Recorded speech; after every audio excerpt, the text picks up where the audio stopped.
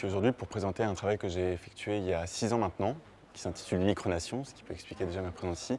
En fait, c'est un livre photographique où moi, je suis allé faire des photos dans 12 micronations différentes. Depuis que j'ai commencé ma carrière de photographe, en fait, je me suis toujours intéressé à des endroits souvent à l'histoire improbable, souvent des petits territoires à l'histoire improbable, des accidents de l'histoire.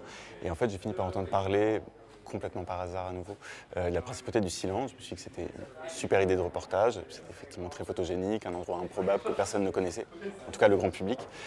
Et puis j'ai commencé à faire des recherches, je me suis rendu compte que des micronations, effectivement, il y en avait plusieurs centaines, qu'aucun travail photographique, on va dire, d'envergure avait été fait. On pouvait trouver des images isolées, il y avait forcément des gens et des images existantes, mais aucun photographe ne s'était vraiment intéressé au sujet. Et je me suis dit que c'était une aubaine, donc j'ai commencé ça en 2012. Ouais, fin 2012, les prises de vue étaient finies, le livre est sorti en début 2013, mi-2013. Le titre n'est pas très original puisqu'il s'appelle Micronation, tout simplement, mais en même temps le titre était tout trouvé à mon avis.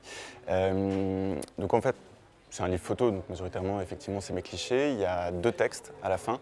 Il y en a un qui est par Isabelle Anne, qui est une journaliste de Libération, parce qu'en fait, on s'est dit, on montre beaucoup de monde, enfin beaucoup de gens, on les montre, on parle d'eux, ce qu'ils font, leur territoire, mais on ne leur donne pas la parole. Donc voilà, l'idée, c'était que Isabelle les fasse parler sur ce que c'était pour eux d'être empereur, président, prince, tout ce qu'on veut.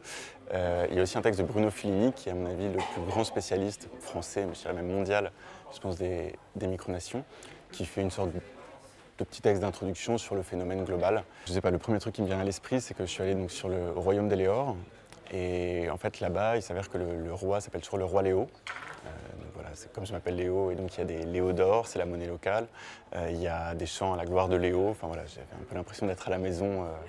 Voilà. Et ça se situe où? Alors ça, c'est près de Roskilde, donc c'est au Danemark, et c'est sur une petite île qui est normalement liée, en fait, je crois, à la reproduction des oiseaux. Donc en fait, 51 semaines par an, c'est une île complètement sauvage, et une semaine, elle est réappropriée par 200, 300 Danois du royaume d'Éléor qui se réunissent pendant une semaine pour faire la fête. En fait, je pense que déjà, c'est difficile de... Chaque micronation est différente, c'est-à-dire chaque micronation a ses propres raisons d'existence, de perdurer, chacune a son message à faire passer, à véhiculer. Donc, c'est difficile de faire une synthèse de tout ça. Par contre, moi, effectivement, ça m'a amené à réfléchir sur la notion d'État, sur la notion de territoire. Qu'est-ce qui fait qu'aujourd'hui, effectivement, je sais pas, je suis allé par exemple à Hutt River, qui fait un territoire de, ça fait plusieurs dizaines de kilomètres carrés. C'est, je pense, 10 ou 15 fois plus grand que le Vatican. Il y a certaines micronations, Christiania, il y a 1000 habitants. Enfin, du coup, qu'est-ce qui définit un État? Est-ce que c'est le nombre d'habitants, l'histoire? Il y a certaines micronations qui ont plusieurs décennies, qui sont beaucoup plus récentes que le Soudan du Sud, ou beaucoup plus anciennes, pardon, que le Soudan du Sud ou d'autres États. Donc c'est à quel moment on devient effectivement un État et pourquoi certaines micronations qui pourraient prétendre, je pense, à un certain statut d'indépendance n'y arrivent pas et inversement.